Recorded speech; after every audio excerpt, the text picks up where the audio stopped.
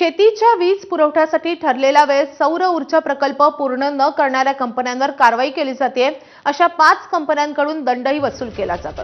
तसंच त्यांना काळ्या यादीतही टाकलं जातंय, असं राज्य सरकारी महावितरण कंपनीने स्पष्ट केलंय। मुख्यमंत्री सौर ऊर्जा योजनेमध्ये या कंपन्यांनी करार करून वेळेत वीज प्रकल्प पूर्ण केलेला नाहीये आणि त्यामुळे त्यात 10,000 कोटी रुपयांच्या घोटाळ्याचा आरोप ठाकरेंच्या शिवसेनेचे अंबादास दानवे यांनी काल केलेला होता। त्यावर महावितरणचे संचालक आणि भाजपचे प्रवक्ते विश्वास पाठक यांनी नेमकी काय प्रतिक्रिया दिली आहे आपण पाहूयात।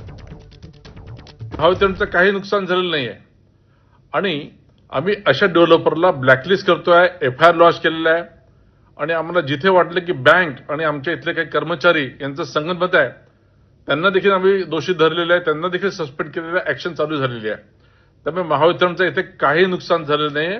अंबादास दानवे जे म्हणतात आहे ते केवळ बुद्धिभ्रम आहे। आता बातमी आहे गडचिरोली।